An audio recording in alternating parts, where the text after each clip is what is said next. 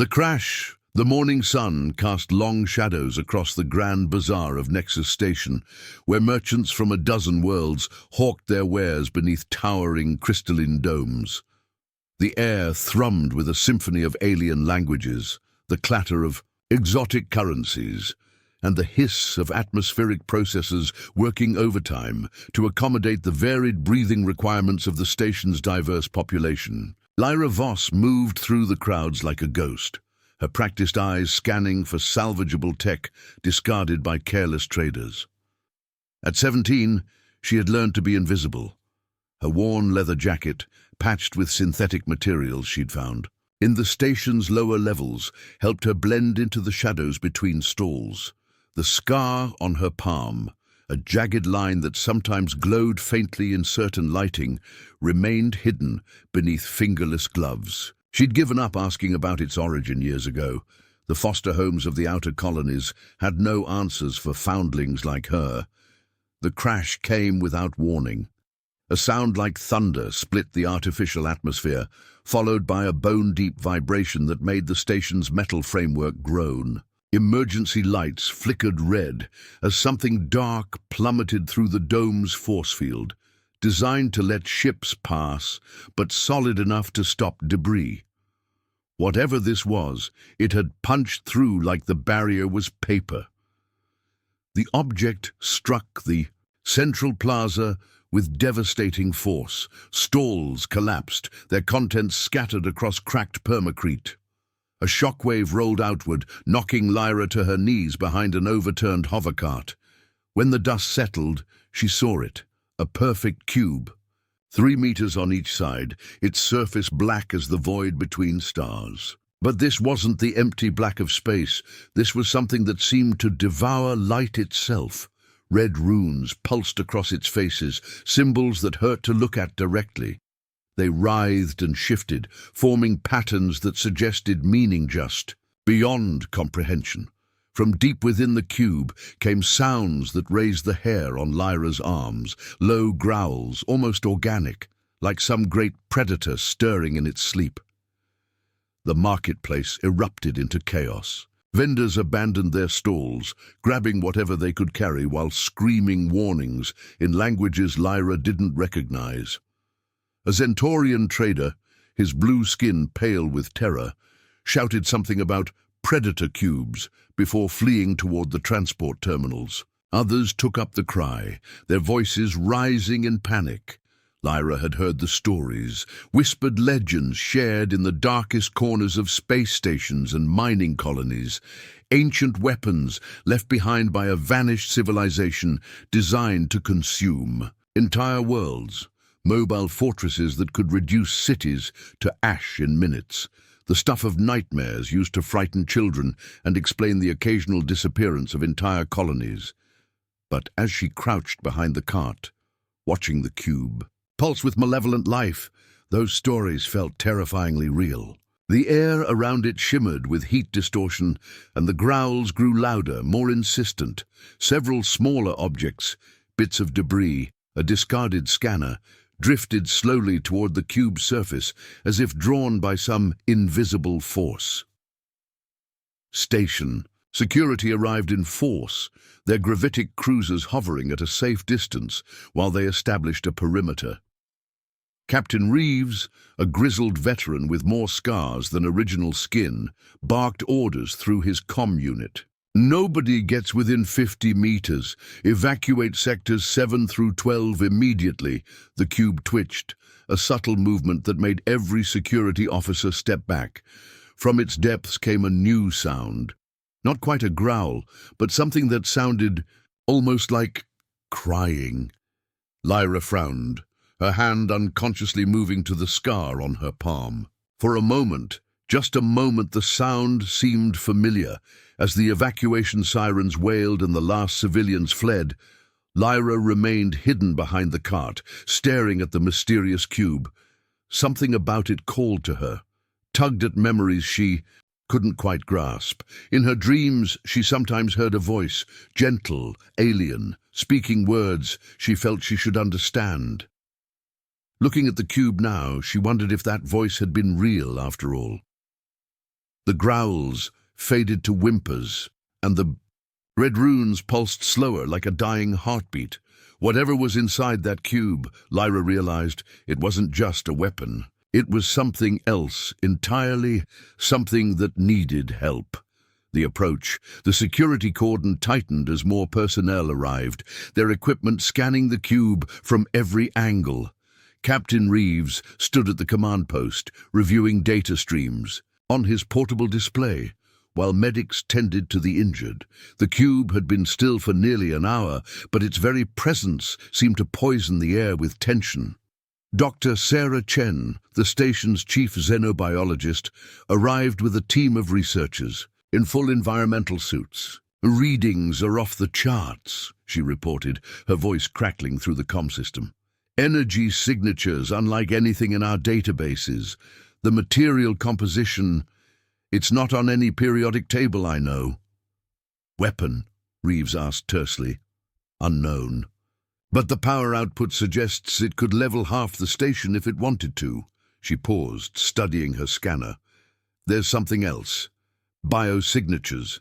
Faint, but definitely organic." From her hiding spot, Lyra watched the scientists work. They spoke in careful, clinical terms, but she could hear the fear underneath. They were looking at the cube as a problem to solve, a threat to contain. None of them seemed to hear what. She heard the soft sounds of distress coming from within.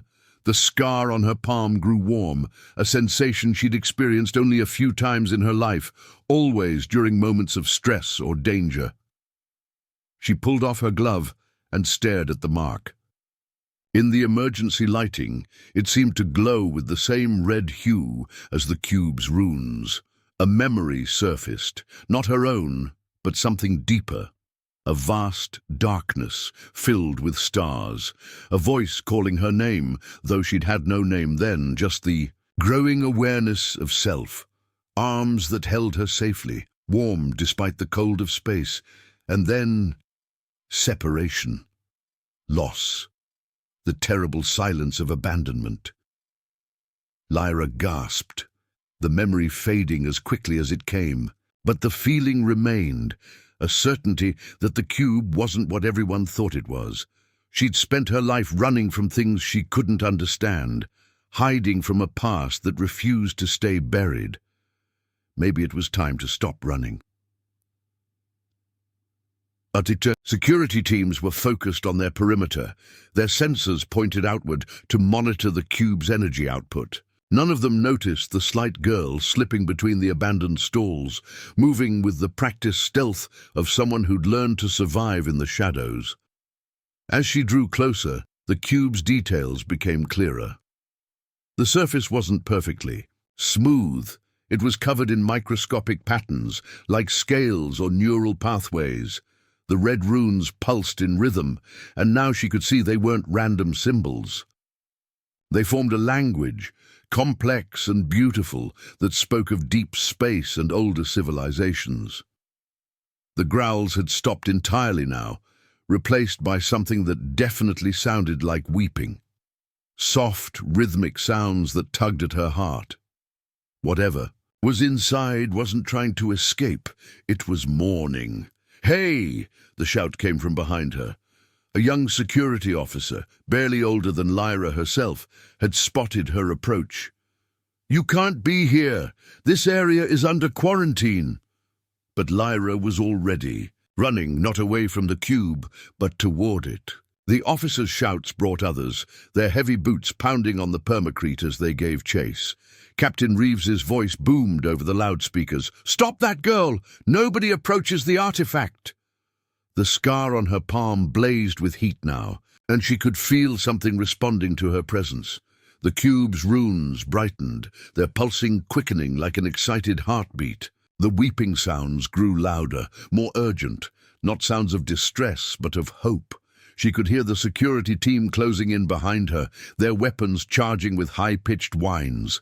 Stun batons crackled with electricity, but she was almost there, almost close enough to touch the surface that everyone else feared. "Please," she whispered, though she wasn't sure who she was talking to. "I'm coming." The cube's surface rippled like liquid metal, the runes rearranging themselves into new patterns. For just a moment, Lyra thought she saw a face in the swirling symbols, young, alien, beautiful in its strangeness, and terrified. She reached out her hand, the scarred palm glowing brighter than ever, and touched the cube's surface. The connection. The moment Lyra's palm made contact with the cube, the world exploded into sensation. Light, sound, and emotion crashed over her in waves, threatening to drown her consciousness in their intensity. The security officers shouting, behind her the emergency sirens, even the mechanical hum of the station, all of it faded to silence as something vast and alien touched her mind. Sister. The word came not through her ears but directly into her thoughts, spoken in a voice she recognized from dreams she'd thought were fantasies. Warm, melodious, tinged with desperate relief. Images flooded her awareness.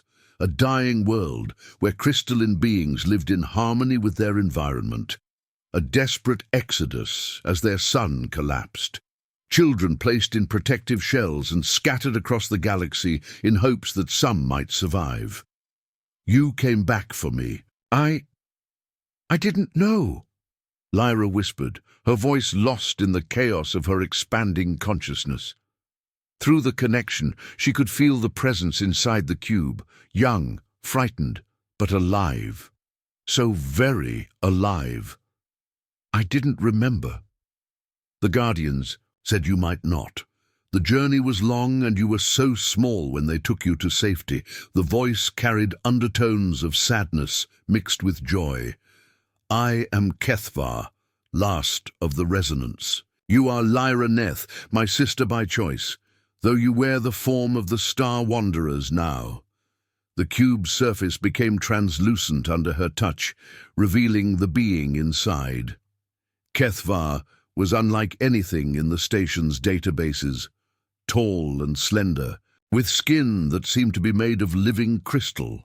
Fractal patterns ran along their limbs, pulsing with bioluminescent light. Their eyes were vast and dark, filled with intelligence and longing. Around them, the security team had stopped their advance, staring in shock as the cube's threatening aura transformed into something peaceful, almost welcoming. The red runes shifted to gold, then to soft blue, their harsh edges becoming flowing curves. The sounds of distress faded entirely, replaced by something that might have been singing. Stand down, Captain Reeves ordered, his voice tight with disbelief. All units, maintain perimeter but do not engage. Dr. Chen, are you getting this? The xenobiologist's scanner was practically vibrating with activity. Energy levels are stabilizing. The hostile readings, they're gone. It's like the entire artifact just changed its fundamental nature. Through the connection, Lyra felt Kethvar's relief like a warm tide. They fear me because I could not control the prison. The shell was made by others, not our people. It translates. Distress as aggression, sorrow as threat. But with you here, it recognizes family. Prison? Lyra asked, still speaking aloud though she was learning to communicate through the mental link. I was fleeing the devourers, beings that consume worlds. For sustenance, they found our people's evacuation ships and turned them into weapons, trapping survivors inside. The shells were meant to hide us, but they became cages. Images of vast, writhing creatures attacking ships filled with refugees made Lyra gasp. I broke free of my captors, but could not escape the shell. It brought me here, to the place where your guardian said you would be. The cube began to unfold, its faces separating and rotating with mechanical precision that defied physics. Each section moved independently, revealing the intricate mechanisms within. Not technology, as humans understood it, but something organic and alive. A symbiosis between machine and biology. As the shell opened like a flower, Kethvar stepped out into the artificial atmosphere of the station. They were taller than Lyra had expected, nearly 3 meters in height, but their movements were graceful and non-threatening. The crystal formations on their skin caught the light and reflected it in rainbow patterns across the plaza. The security. Team tensed, weapons ready but not aimed. Captain Reeves spoke into his comm unit. "Station command, we have a situation. The artifact has opened, and we have a visitor." Kethvar approached Lyra slowly, their great dark eyes fixed on her face. When they spoke aloud, their voice was like wind chimes in a gentle breeze.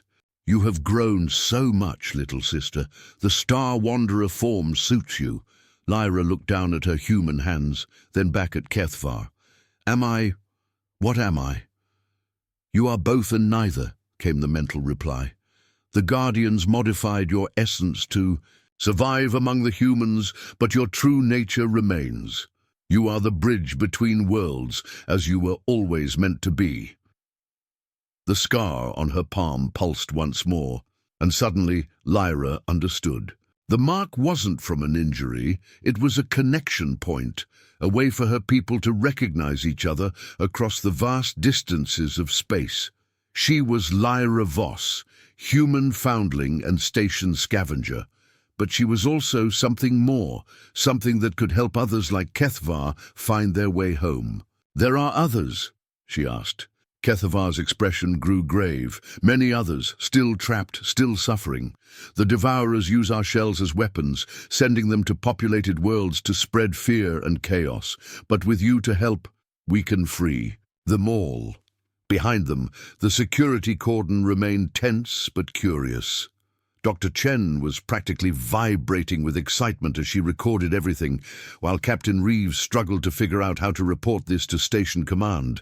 The marketplace had been transformed from a scene of terror into something approaching wonder, but Lyra barely noticed the crowds. She was looking at Kethvar, her brother by choice, and feeling the weight of destiny settling on her shoulders. She'd spent her life feeling lost, adrift between worlds with nowhere to belong. Now she understood why. She was meant to be the one who brought the lost ones home. The revelation. The station's main conference room had been hastily converted into a diplomatic space, though nothing in the standard protocols had prepared anyone for this situation. Kethvar sat at one end of the table, their crystalline form, refracting the overhead lights into dancing patterns on the walls. Station Administrator Williams, a career diplomat with 30 years of interspecies experience, looked distinctly out of his depth. "Let me understand this correctly," Williams said, reviewing his notes with the careful precision of someone trying not to panic. "Your people, the Resonance, were refugees from a dying world. During your evacuation, you were attacked by entities called Devourers who trapped survivors in these shells and are using them as weapons." Kethvar nodded, their movements fluid and graceful. "The shells were created by a third party, beings we know only as the Architects. They were meant to preserve us during long journeys between stars, but the Devourers corrupted their function. Now they project fear and aggression, turning populated worlds against us before we can explain." Dr. Chen leaned forward, her scanner still running. "The energy readings we detected, they were distress signals, amplified by the shell's defensive systems," Kethvar confirmed. "What you perceived as threats were actually cries for help. The shells translate our emotional states into physical phenomena. Fear becomes energy discharge. Sadness becomes structural resonance." Lyra sat quietly, trying to process everything. The scar on her palm had settled into a steady, warm glow that seemed to respond to Kethvar's presence. Through their mental link, she could feel her brother by choice's exhaustion, decades of imprisonment, fighting against systems designed to keep him trapped. "How many others are there?" she asked. "Thousands," came the mental reply, too complex for the others to hear, "scattered across this spiral arm of the galaxy. The Devourers release the shells randomly, hoping to find worlds with the resources they need. Some shells contain only one survivor, others hold entire family groups." Captain Reeves had remained silent through most of the briefing, but now he spoke up. These devourers, are they a military threat? Kethavar's expression darkened, the patterns on their skin shifting to deeper hues. They consume worlds, Captain, not just the resources, the life force itself. They view organic beings as renewable energy sources. My people discovered their approach to our system too late to mount a defense. And now they're using your people as scouts, Williams said grimly, sending them to inhabited worlds to cause chaos and fear, not intentionally. The shells were meant to preserve us until we could find new homes, but the Devourer's corruption makes us appear as invaders. By the time the truth is discovered, they have usually followed the shell's trail to claim another world. The room fell silent as the implications sank in. Lyra felt a chill that had nothing to do with the station's climate control. How long before they follow you here? Soon, Kethvar replied through their link. The shell's journey here has created a trail in hyperspace. If I remain, I endanger everyone on this station. But even as fear gripped the room, Lyra felt something else stirring, a sense of purpose she'd never experienced before. The dreams that had haunted her childhood, the feeling of being displaced and lost, all of it suddenly made sense. She hadn't been abandoned, she'd been chosen. "There's a way to help them," she said suddenly, her voice cutting through the worried murmurs. "Isn't there? That's why I'm here, why I can connect with the shells. I can free the others." Dr. Chen looked up from her readings. "The biosignatures we detected when you touched the cube, they suggested some kind of neural interface. Are you saying you can communicate with all of these shells?" Lyra nodded, though she wasn't entirely sure how she knew. It was like remembering a skill she'd never learned, understanding a language she'd never studied. The scar on my palm, it's not a scar. It's a connection point, isn't it? "Yes," Kethvar confirmed aloud, their voice filled with hope and sadness. "You were modified by the Guardians before they brought you to safety. You carry the resonance frequency of our people, but in a form that can interface with human technology. You are the key to freeing the trapped ones." "But there's a cost," Lyra said, the knowledge coming to her unbidden. "Each time I use the connection, I become more like them and less like this." She gestured to her human form. "The transformation is gradual," Kethvar admitted. "But yes, eventually you will become fully resonance. You will gain our abilities, our longevity, our connection to the cosmic forces. But you will also lose some of what makes you human." Administrator Williams cleared his throat. "This is all fascinating, but we have a more immediate problem. If these devourers are following the cube's trail, we need to evacuate the station." "No," Lyra said firmly. "Running won't solve anything. There are thousands of shells out there. Thousands of people like Kethvar trapped and suffering. If we evacuate now, we just move the problem somewhere else." She stood up, her decision crystallizing with each word. "I need to learn how to use this connection. We need to find the other shells and free them before the devourers can use them to hurt anyone else." Captain Reeves shook his head. "You're talking about taking on enemies that destroyed an entire civilization. I'm talking about saving the survivors of that civilization," Lyra replied. "And maybe, if we can free enough of them, we can find a way to stop the devourers permanently." Through the mental link, she felt Kethvar's amazement and pride. "You truly are my sister by choice, but the path ahead is dangerous. Once you begin walking it, there will be no turning back." Lyra looked around the room at the faces of people who had become her community. Captain Reeves with his gruff concern, Dr. Chen with her scientific curiosity, Administrator Williams with his diplomatic caution. She thought of all the beings on the station who had welcomed her despite her origins, who had given her a home when she had none. "Then I guess it's time to stop running and start fighting," she said. The scar on her palm pulsed brighter, and Somewhere in the depths of space, other shells felt the resonance and began to sing with hope. The choice 3 days had passed since Kethvar's emergence from the shell, and Nexus Station had transformed into something resembling a war room.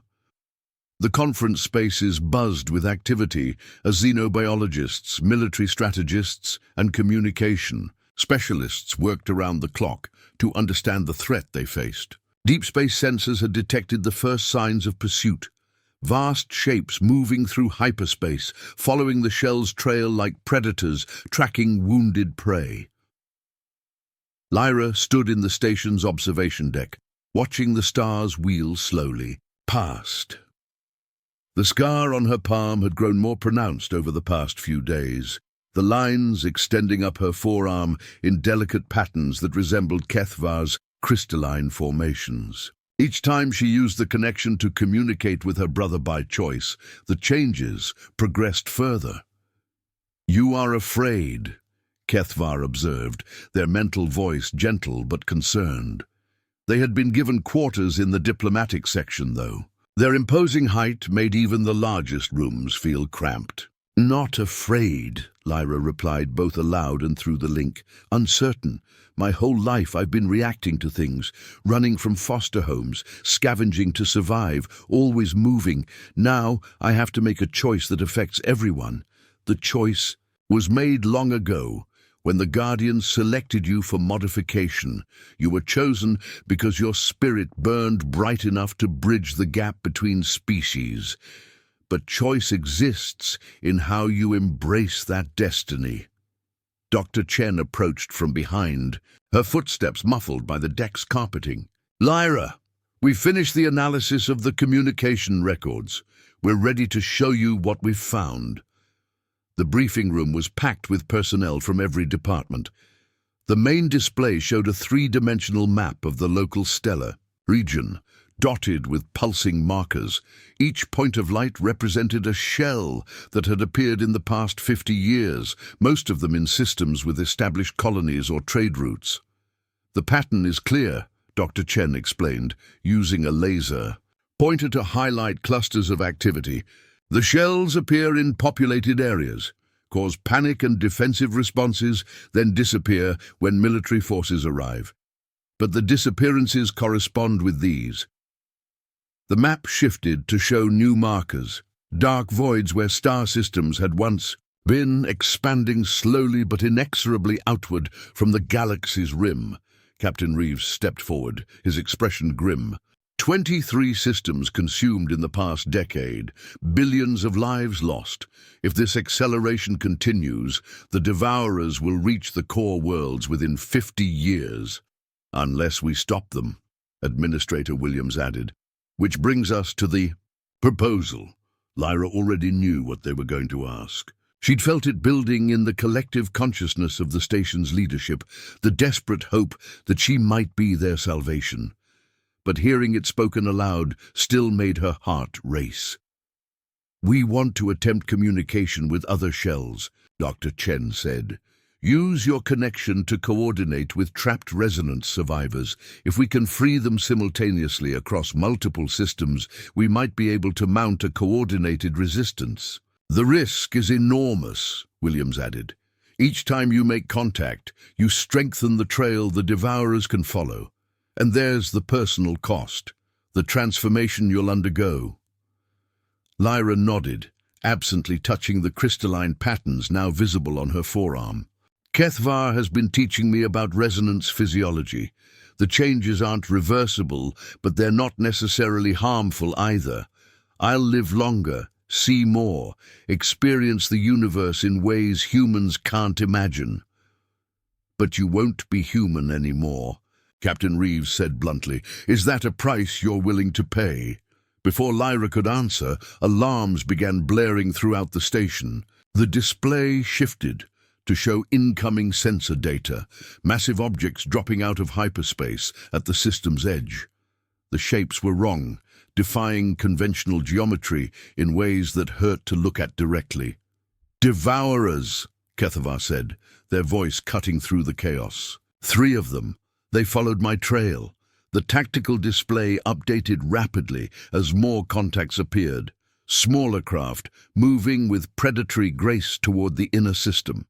Behind them came something that registered on sensors as a hole in space itself, a void that consumed light and matter with equal hunger. "Estimated time to station arrival?" Williams asked, his diplomatic composure cracking. 18 hours, came the reply from the tactical officer.